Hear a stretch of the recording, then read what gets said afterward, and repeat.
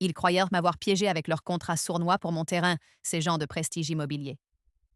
Mais c'est moi qui ai eu le dernier mot, et eux qui se sont retrouvés avec une parcelle impeccablement propre, certes, mais totalement inutile pour leur plan.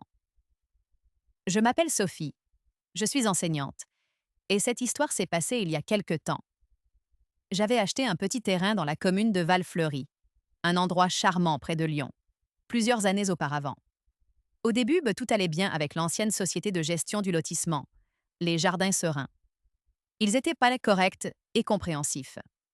Malheureusement, une nouvelle société, Prestige Immobilier, a racheté la gestion, et c'est là que mes ennuis ont véritablement commencé. Leur réputation les précédait. Ils n'étaient pas connus pour être arrogants et ne pensaient qu'au profit rapide. Le nouveau directeur, un certain Monsieur Dubois, semblait déterminé à nous rendre la vie impossible, nous les anciens propriétaires.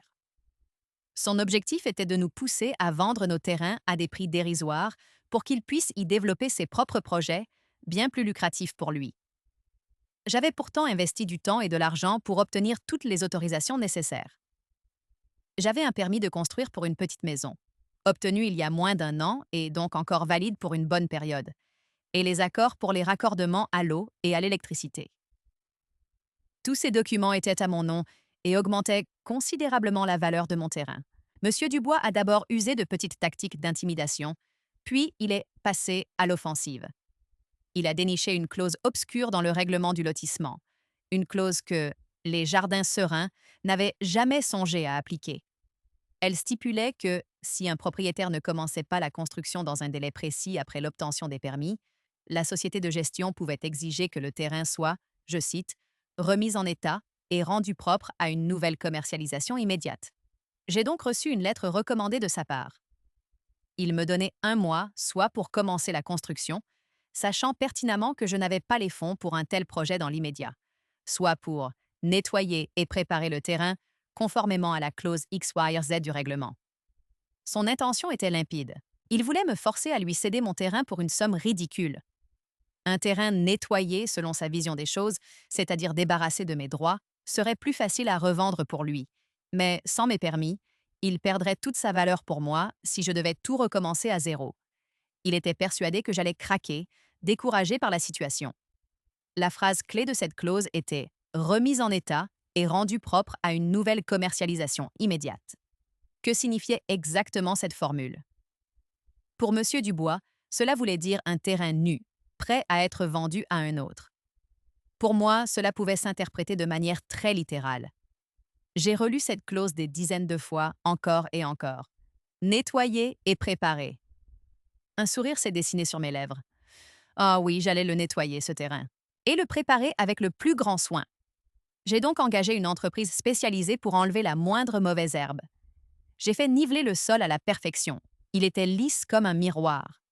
J'ai même fait retirer les piquets de délimitation que j'avais installés pour ma future maison. Mais le point le plus important, c'est que tous les permis, que ce soit le permis de construire ou les autorisations de raccordement à l'eau et à l'électricité, étaient établis à mon nom. Ils n'étaient pas transférables sans mon accord explicite. Et la fameuse clause ne mentionnait absolument rien concernant le transfert ou l'annulation de ces permis. Je n'ai donc rien fait à ce sujet. J'ai également enlevé la petite boîte aux lettres temporaires que j'avais installée, ainsi que la clôture provisoire que j'avais mise en place pour éviter les dépôts sauvages. Le terrain était donc propre, impeccablement propre. Mais vide, absolument vide et sans aucune infrastructure apparente. Le jour de l'échéance, M. Dubois est arrivé, l'air suffisant, tenant probablement un contrat de rachat dérisoire à la main. Il s'attendait sans doute à me trouver soit en défaut, incapable d'avoir nettoyé le terrain dans les temps et donc prête à céder pour une bouchée de pain, soit, même si le terrain était nettoyé, tellement découragée par les frais engagés et la perspective de ne pouvoir construire immédiatement qu'elle accepterait son offre pour limiter les pertes. Quand il a vu le terrain, il a d'abord paru satisfait.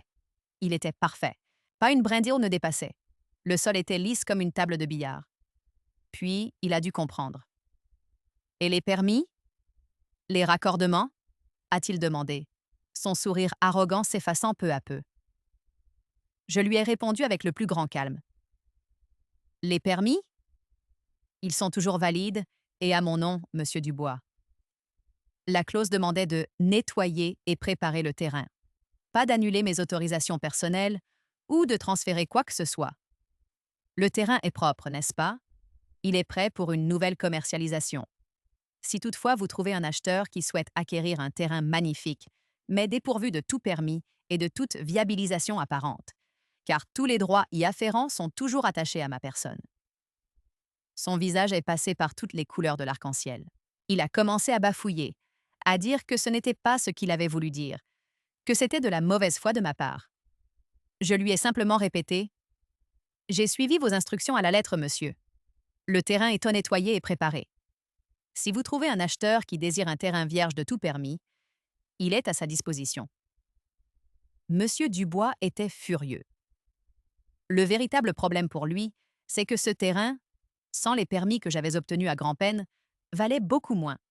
Surtout, il ne pouvait pas le commercialiser immédiatement pour un projet de construction sans repasser par toutes les démarches administratives, des démarches longues et coûteuses que j'avais déjà accomplies.